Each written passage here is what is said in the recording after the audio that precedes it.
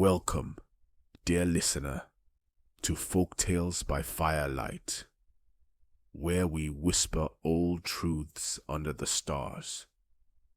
Truths that glow, burn, and sometimes haunt. Tonight's story comes from the riverbanks of West Africa, a tale passed from grandmother to grandchild of beauty and danger and the hidden spirits who walk among us. This is the story of the girl who married the ghost and the price of choosing shadows over wisdom. Once in a small village nestled near the great river, there lived a young girl named Amina. She was beautiful, so beautiful that even the moon seemed to pause when it passed above her hut. But Amina was never satisfied. She turned away the humble farmer. She scoffed at the weaver's son. She sneered at the drummer, though his songs made her heart sway. No, she'd say, I will marry only a man who shines. A man of mystery, one who wears silk and rides clouds. The elders warned her, not all that glitters comes from the land of the living. But Amina only laughed. One evening, at the edge of the marketplace, a man appeared. He was tall, elegant. His robe shimmered like starlight, and his voice poured like honey. I am Kofi, he said, from a far-off land. My home is filled with riches, laughter, and endless joy. Marry me, and you will have everything. Amina was dazzled. She saw no footprints where he stood. She asked no questions. The very next morning, she left her mother's hut and followed Kofi into the forest. They walked for hours, then days.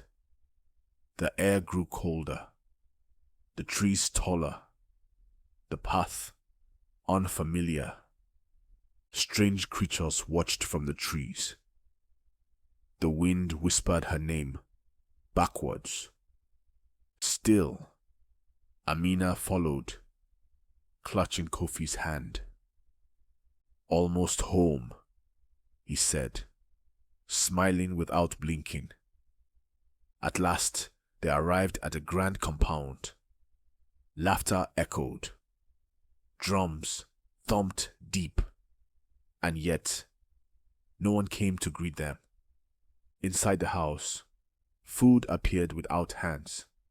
Doors opened without touch. And Kofi faded slightly when he passed through candlelight. On the seventh night, Amina woke to silence. Kofi was gone. She followed a sound, a deep moan, to the courtyard, and there she saw them. Dozens of figures, floating, transparent, hollow-eyed, ghosts. Some wept, some laughed, some stared straight through her. Kofi stood among them, now pale as fog. You married me, he said. You belong to this world now. Amina screamed. She ran. But every door led to another hallway. Every window opened to nothingness. She was trapped. Back in the village, Amina's mother wept by the river. She called on the ancestors. She lit the sacred flame. She offered kola nuts and whispered her daughter's name into the water. Bring her back, she begged, even if changed, even if scarred. and the river answered.